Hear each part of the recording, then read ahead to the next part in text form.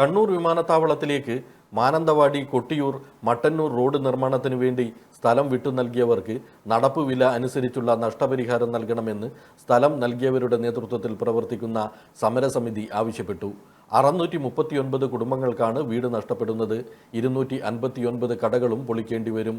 വീടുകൾക്കും കെട്ടിടങ്ങൾക്കും കാലപ്പഴക്കം കണക്കാക്കി നഷ്ടപരിഹാരം വേണ്ടെന്നും ദേശീയപാതയ്ക്ക് സ്ഥലം ഏറ്റെടുത്തപ്പോൾ നൽകിയതുപോലെയുള്ള നഷ്ടപരിഹാരമാണ് നൽകേണ്ടതെന്നും സമരസമിതി ചെയർമാൻ ജോണി പാമ്പാടി വാർത്താസമ്മേളനത്തിൽ ആവശ്യപ്പെട്ടു.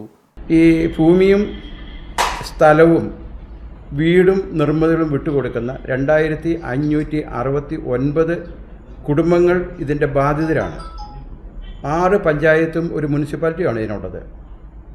മാനന്തവാടി മുതൽ മട്ടന്നൂർ വരെ 63.5 കിലോമീറ്റർ നീളമുള്ളപ്പോൾ അമ്പായത്തോട് മുതൽ 40 കിലോമീറ്ററാണ് 4 വരി പാതയായിട്ട് ഇപ്പോൾ നിർമ്മിക്കാൻ തീരുമാനമെടുത്തിരിക്കുന്നത്.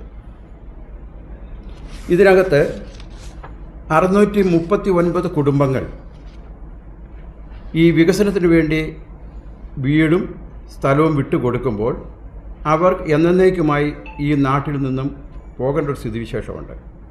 അവരുടെ സ്വന്തക്കാരെയും സുഹൃത്തുക്കളെയും അവർ ജനിച്ചു വളർന്ന നാടിനെയും ഉപേക്ഷിച്ച് പോകേണ്ട ഒരു ദുരവസ്ഥ നിലനിൽക്കുകയാണ്. ഒരു നാടിൻ്റെ വികസനത്തിന് വേണ്ടിയാണ് ഞങ്ങൾ ചെയ്തു പോകുന്നത്. ആ ഒരു ബോധ്യം ബന്ധപ്പെട്ട അധികാരികൾക്ക് ഇന്നുവരെ വന്നിട്ടില്ല എന്നുള്ളൊരു ദൗർഭാഗ്യമായ ഒരു കാര്യം ഞങ്ങൾ എടുത്തു പറയുകയാണ്. ഇതോടൊപ്പം തന്നെ നഷ്ടപരിഹാരം യഥാസമയം തന്നെ നൽകി കണ്ണൂർ എയർപോർട്ട് അന്താരാഷ്ട്ര നിലവാരത്തിലേക്ക് ഉയർത്തിക്കൊണ്ടുവരുന്ന ഒരു ആവശ്യവും ഞങ്ങൾ മുമ്പിൽ വയ്ക്കുന്നുണ്ട്.